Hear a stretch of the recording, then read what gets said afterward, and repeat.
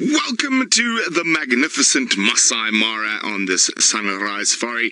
We're back with the only seems to be one male lion still on that buffalo carcass. My name is Brent Smith. I have Dangerous Dave, the Dish Eastall, on camera.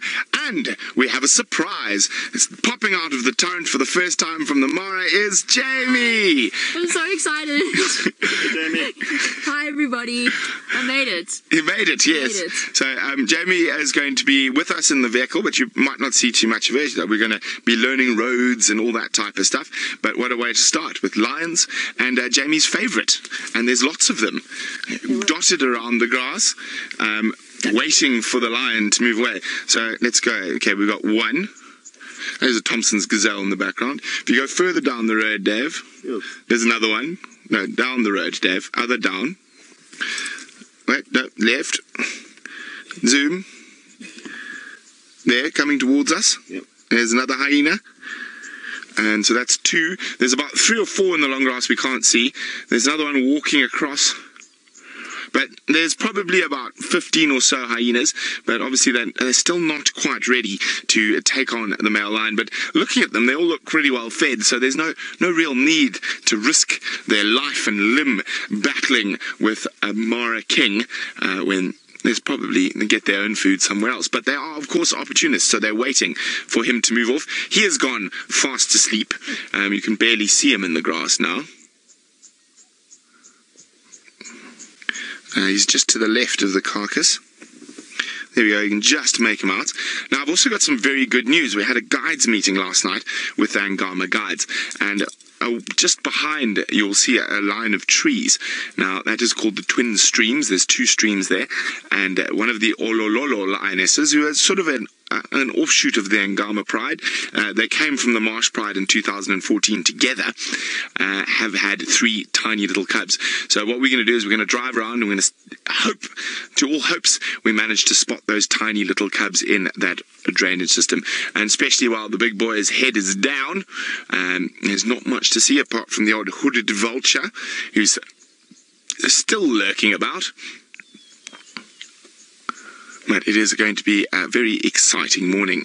So remember, hashtag Safari Live if you've got any questions for us. And we are live from Kenya. So we really need to get moving, and so we can drive all the way around to that drainage system to see if we can find the cubs.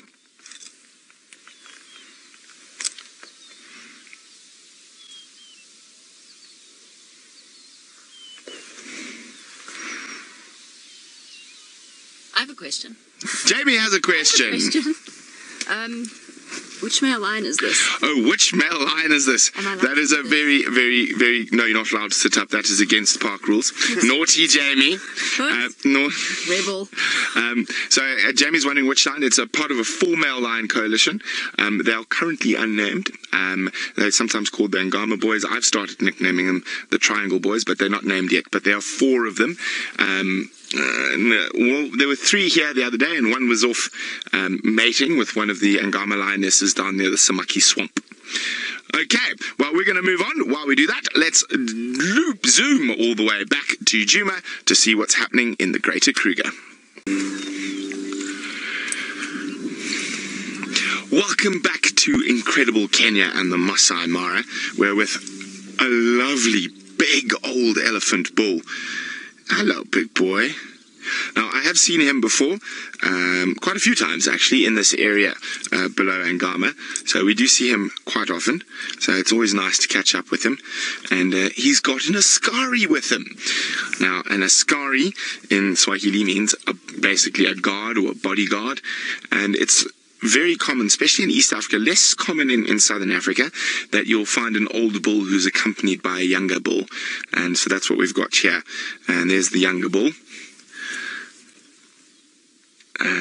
And here's the Ascari, the eyes and ears for the old man. Remember, hashtag Safari Live if you've got any questions for us. And we've checked this whole lugger that we're next to, and we think we found the spot where the Angama guides told me the lion den is, but it was quite difficult to see, and it doesn't look like Mom's there. So we've moved on. We will, excuse me, check it again at another stage. What else is out on the open plain, Dave? There's some topi and more elephants. Here we go, isn't that beautiful? Is that a big herd of buffalo as well, in the background, to the right?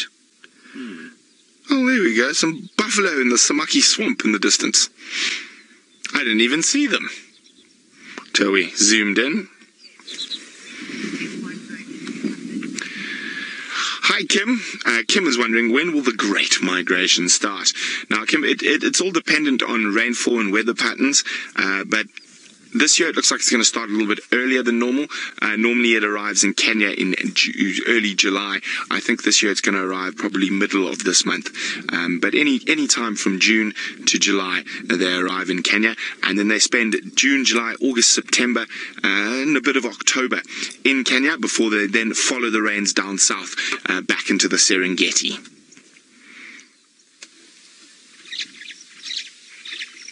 So peaceful with big ellies.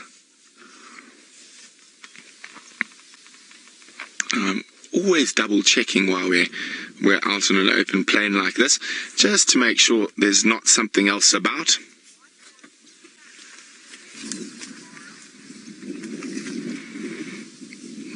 Luke's wondering, why can't we stand in the vehicles in the Mara? Well, Luke, I'm actually standing right now. So you can, and one of the reasons these type of vehicles we can stand in is because it's not open. So I'm standing out of the roof, so I'm still not braking. And see, there we go, you can see all my paraphernalia, monitors and stuff. So I'm standing on my seat at the moment and looking out. So you can stand in the vehicles in the Mara.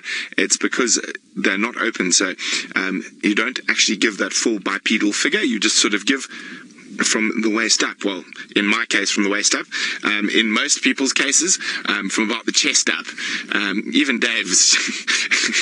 Oh, poor Dave. It's okay. One day you'll grow. Thanks. No problem.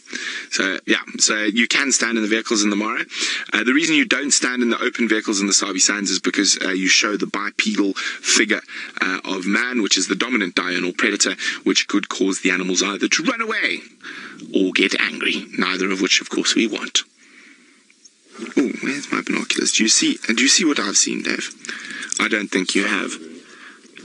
I think it's some yellow-billed storks in a tree. So, there we go. And more elephants.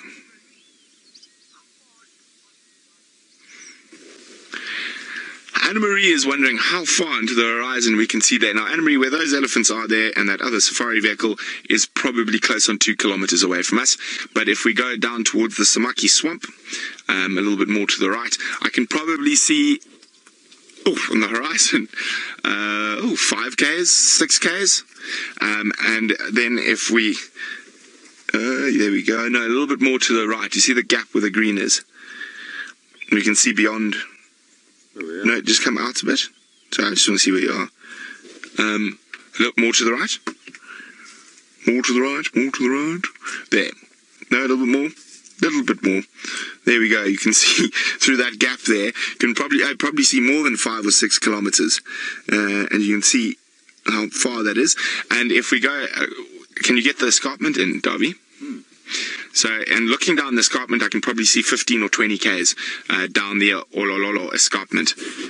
Right down, I think I can almost see, well, I can almost see Tanzania down at the bottom end of that escarpment there. So we can see massive distances out here, and that's why the most important tool out here when you're out in the Mara, and those who remember from yesterday, I was teaching you about far lookers. So my far lookers are the most important thing to find animals out here in the Mara, because we can see so far. Now, speaking of distance, we've still got quite a long way to travel, and we're going to keep moving around. I'm going to see if we can catch up with the Angama girls. I heard they were not too far away from here, probably about 3 or 4 kilometers. So we're going to go see if we can see them, and I'm hoping they're going to be in the off-roading zone. Now, while we continue on our Mara missions, let's see how Ali's Djuma mission is going. Well, there we go, a lovely striped donkey. high up on the escarpment in the short grasses. There's quite a few of them. They've moved down from the top of the escarpment. Oh, where are my binoculars? I have spotted something else. What have I spotted in the distance? I'm not sure yet. Oh, it's more zebra. They're just very far away. And The same thing. Jamie said she saw the same thing, also grabbed binoculars. But now, as you can see, it's beautiful up here. It's quite a bit cooler than where we were earlier, as we're quite high up on the escarpment. And the zebras are slowly, surely, as we move into our dry season, getting further and further down. And I'm going to ask Dave to pan off the zebras to the sea of grass that is to the south of us. Now, when I arrived, most of that grass had a greenish tinge to it, and I mean you can even see it's got quite yellow. But what I find absolutely gorgeous is you can see the red of the Thermida. You see it there, Dave? You can see that Thermida grassland, that lovely red top that they get their name from. So in southern Africa, we call it Natal red top or Natal red grass. In East Africa, they call it red oats grass, but it is a Thermida triandra, one of the best grazing grasses around, and the wildebeest are coming for it. And they are probably about 30 kilometers south of the Kenyan border at the moment, so they should be arriving in the next couple of weeks. And isn't that just so exciting? And it is just an amazing view from up here. I mean, we can see 30, 40 kilometers from up here.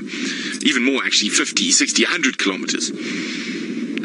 It is stunning. Now some topi steeping in the grass down there. They're still warming up. Hello, topi. They are such funny looking animals.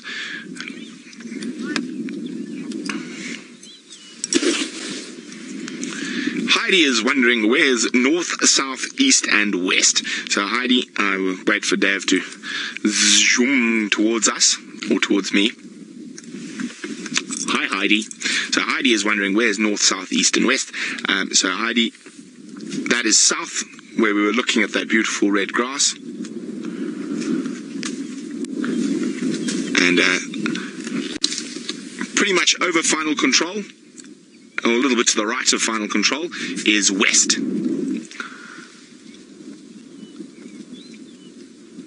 A little bit to the right of final control is west, and of course east is then directly behind us.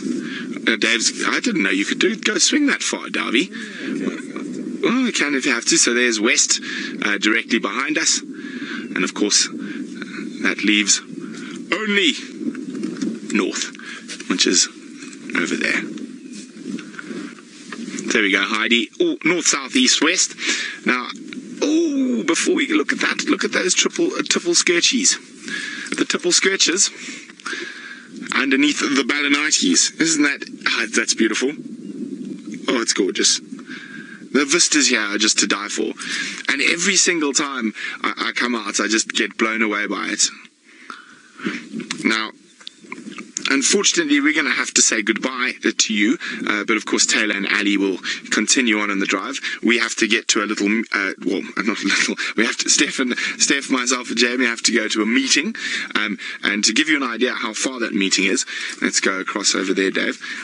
Okay, you see where Serena Hill is? To the right. Yep, okay, so go beyond it. So, a little bit to the left. A little bit to the left. So you see those barely pale hills in the distance. That's where our meeting is. So we've got a long way to go. I'm going to go pick up Steph, and then we're going to head across towards Kikarok for our meeting. So it's a short but sweet sunrise safari from the Mara. It's been great having you with us.